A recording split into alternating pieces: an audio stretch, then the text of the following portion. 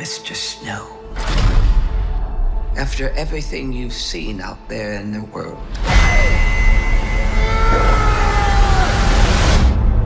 what are the Hunger Games for?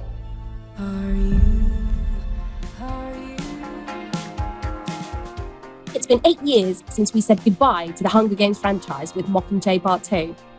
Based on Suzanne Collins' best-selling trilogy of books, the 4 films have grossed nearly $3 billion at the global box office. That success is set to continue with the release of The Hunger Games, The Ballad of Songbirds and Snakes, a prequel focusing on the origins of the villainous President Coriolanus Snow. 64 years before Katniss Everdeen would go on to volunteer as a tribute at the 74th Annual Hunger Games. Snow is a sprightly, starving student who is desperately trying to keep up appearances of wealth and comfort in a world where appearances are everything.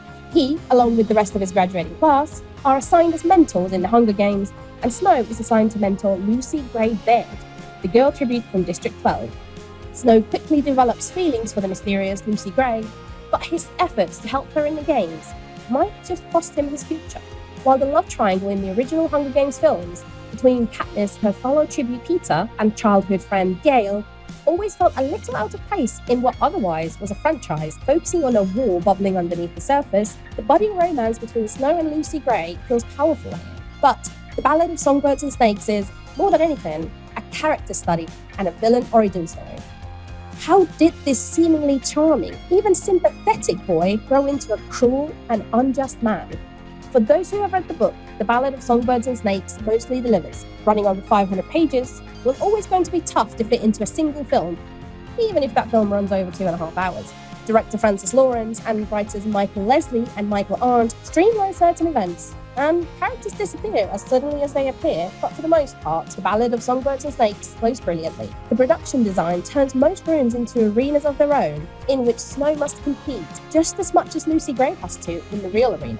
The games themselves, happening roughly at the halfway mark of the admittedly long film, are much more rudimentary than the impressive, excessive arena in Lawrence's first foray into the franchise, Catching Fire.